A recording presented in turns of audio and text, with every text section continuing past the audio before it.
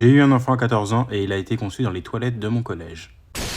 Avec mon prof. C'est vraiment comme ça que la story time elle a commencé. Donc j'étais au collège et j'avais des difficultés dans une matière, le français. Et mon professeur l'avait vu et m'avait demandé si je voulais des cours particuliers. Il m'a orienté vers des structures, des profs particuliers et ça n'a pas fonctionné, mes résultats n'ont pas augmenté. Donc il s'est proposé de me faire des cours particuliers le vendredi soir après les cours. Tout se passait bien, je comprenais les attentes du cours et du prof, mais surtout je comprenais mieux ce qu'il me racontait. Mais je voyais qu'au fil du temps, le prof essayait de se rapprocher de moi.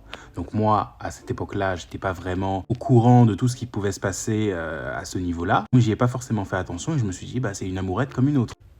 Non. Arrive ce moment fatidique où il commence vraiment à être beaucoup plus entreprenant et beaucoup plus assertif. Moi j'ai 14 ans à ce moment-là, je suis un petit peu influençable et je le suis dans son entreprise jusqu'à ce qu'il me conduise dans un coin reculé du collège, à savoir les toilettes des garçons où personne n'allait vraiment. Donc bien évidemment, je suis tombée enceinte, je l'ai gardée et vu que je devais donner des explications à mes parents, bah j'ai dû leur raconter toute l'histoire. Et heureusement, mes parents ont pu prendre la situation en main et me faire comprendre la gravité de ce qui était en train de m'arriver. Je vous jure les gars, quand j'ai lu la story time, j'étais en mode « Hein ?» Malheureusement, ça arrive encore beaucoup aujourd'hui et à mon époque, quand j'étais toujours aux Antilles, c'était quelque chose quand même assez courant.